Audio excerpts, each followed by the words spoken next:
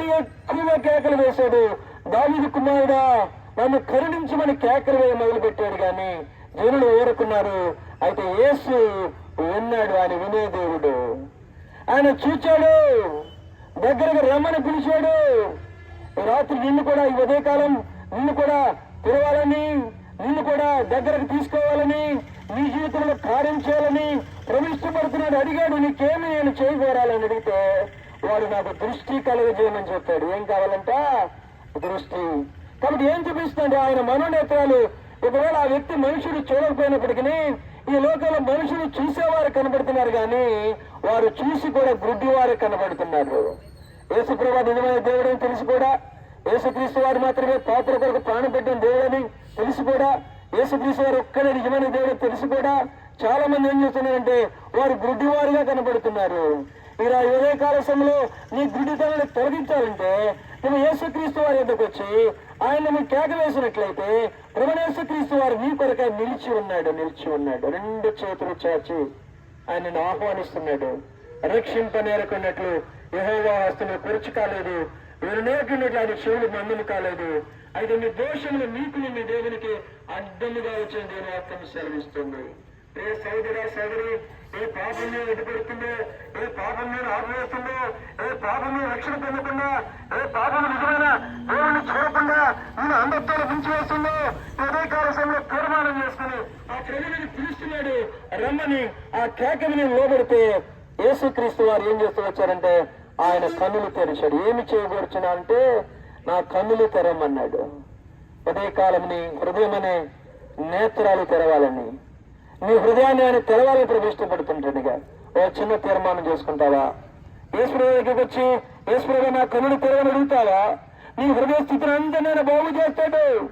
తెరువు నీ హృదయ ద్వారంబు నేడే ప్రభు యేసునందే రక్షణ కలుగు, నిర్లక్ష్యముగా జీవించలేలా, నిర్లక్ష్యముగా జీవించలేలా. వేచియున్నది కీర్తిని కొరకై పరము నా చేతుట కార్యాసకరము తెరువుని హృదయమునే. ఈ ఉదయకాల సమయంలో నీ హృదయాన్ని ప్రభు కొరకు తెరవడం ఇష్టపడితే ఆ గుడ్డివాని కన్ను తెరిచిన దేవుడు ఈ ఉదయకాలం నీ యొక్క హృదయాన్ని తెరిచి నీకు గొప్ప రక్షణ ఇవ్వాలని ఇష్టపడుతున్నాడు. గొప్ప సంతోషాన్ని ఇవ్వాలని ఇష్టపడుతున్నాడు. ఆ సంతోషము లోక సంబంధమైన సంతోషం కాదు. ఏదో పండుగని చెప్పి, నూతన సంవత్సరం అని చెప్పి కొత్త బట్టలు వేసుకుంటు ద్వారా, లేదా పిండి వంటలు వండుకుంటు ద్వారా, లేకపోతే ఇంకేదో సినిమా చూసుకుంటు ద్వారా, ఇంకేదైనా చేయడం ద్వారా, కొత్త వస్తువులు కొనుక్కోవడం ద్వారా వచ్చే సంతోషం కాదు.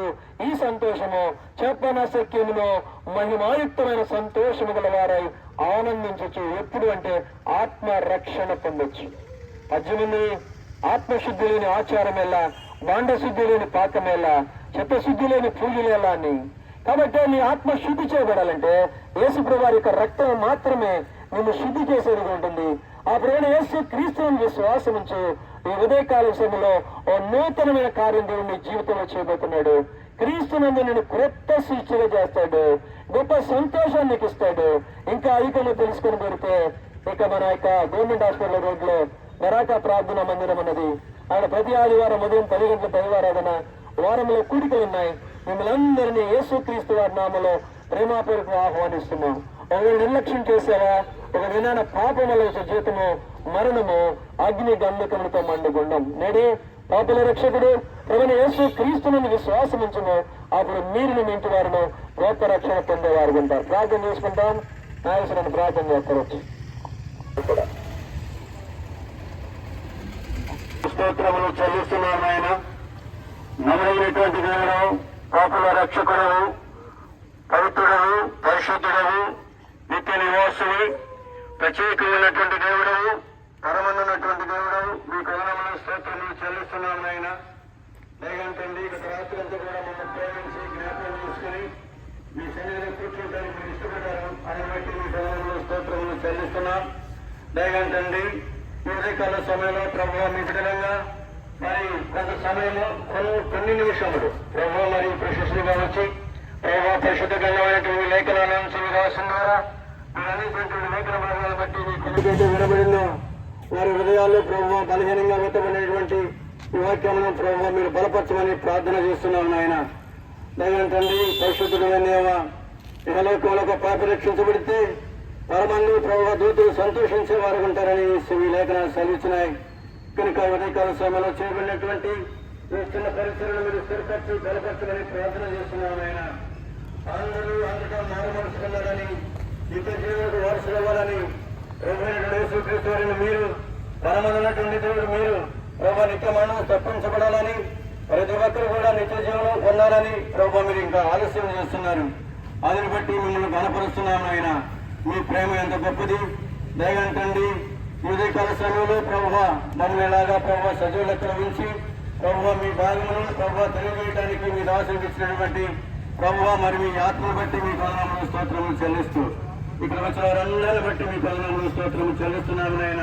తిరిగి మరి ఉదయకాల సమయంలో 11 గంటలకు మళ్ళా మీ సంధి రావడానికి సహాయం చేయమని ఘనత మహిళ ప్రభావం మీకు చెల్లిస్తూ ప్రభువైనటువంటి యేసుక్రీస్తు వారి ఘనమైన నామములో స్తుతించి ప్రార్థించి మిక్కలు వేడుకుంటున్నాము తండ్రి. ఆమేన్. చెప్పండి. జయమని ప్రభునేశ్వ క్రీస్తు వారికి, సువార్తలో సహాయపడిన ప్రభునేశ్వ క్రీస్తు వారికి, దరాక వాసైన ప్రభునేశ్వ క్రీస్తు వారికి, మరణము జయించిన ప్రభునేశ్వ క్రీస్తు వారికి, తిరిగి రానున్న ప్రభునేశ్వ క్రీస్తు వారికి, జిల్లా ఖుదావన్ యేసు మసీహ్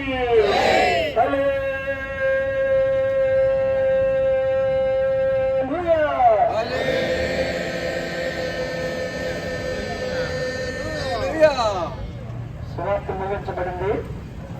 మన కన్యక దేవుని ప్రేమ యేసుక్రీస్తు వారి కృప పరిశుద్ధాత్మ కన్యన సహవాసం మనకు ఆయన బిడ్డైన వారందరికీ ప్రాంత ప్రజలకు సువార్తలను తోడైన నడిపించిన గాక. ఆమేన్.